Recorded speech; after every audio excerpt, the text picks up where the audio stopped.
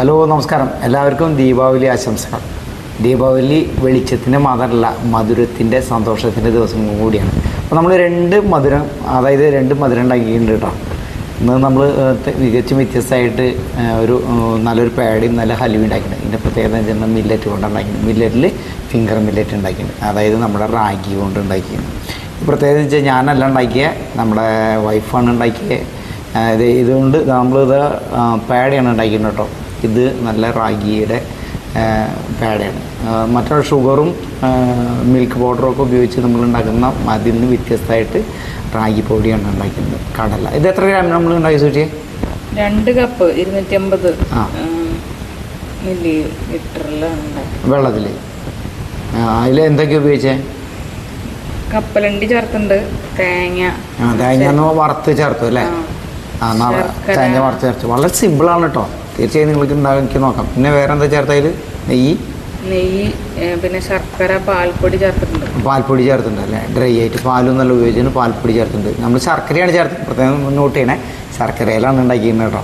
നല്ല ടേസ്റ്റാണ്. തീർച്ചയായും നിങ്ങളേറ്റവും ഉണ്ടാക്കി നോക്കണം. നമ്മളൊന്ന് ജസ്റ്റ് അതിൻ്റെ ഒരു ബ്രീഫ് നമ്മൾ ഷൂട്ട് ചെയ്തിട്ടുണ്ട്, അതിലിടും ഓരോന്നും. അപ്പോൾ നമ്മൾ 250 ഗ്രാം ഫ്ലോർ അല്ല, 2 കപ്പ് ഫ്ലോർ എടുത്തു അല്ലേ? അതായത് ഫ്ലോർ ആകുമ്പോൾ അത് 1 കപ്പ് ഏകദേശം 100-150 ഗ്രാമാണ് വരുള്ളൂ കേട്ടോ. 250. അതെ, 134 തൂക്കം ഗ്രാം. അപ്പോൾ അതായത് 1 കപ്പ്. അപ്പോൾ നമ്മൾ 2 കപ്പ് എടുത്തിട്ടുണ്ട് അല്ലേ? 2 കപ്പും ശർക്കര 250 ഗ്രാം എടുത്തിട്ടുണ്ട്. 250 ഗ്രാം. പിന്നെ ശർക്കരയും പിന്നെ എന്താണ് എടുത്തിരുന്നത്? കപ്പലണ്ടി. ഇതെല്ലാം പൊടിച്ച് ചേർത്തു അല്ലേ? പൊടിച്ച് ചേർത്തു, പിന്നെ കുക്ക് ചെയ്തു. അത് നിങ്ങൾക്കത് കാണാം. പിന്നെ ഇത് ഹലുവ നമ്മൾ എത്ര ഗ്രാമില്ല? നല്ല ഹലുവയാണ് കേട്ടോ.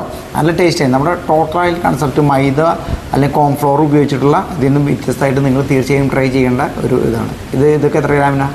റാഗിപ്പൊടി 1 കപ്പ് എടുത്തു, ശർക്കര 200 ഗ്രാം. 200 ഗ്രാം. പിന്നെ നെയ്യ് 4 table spoon. 4 table spoon. 1 table spoon 15 ml ആണ് കേട്ടോ.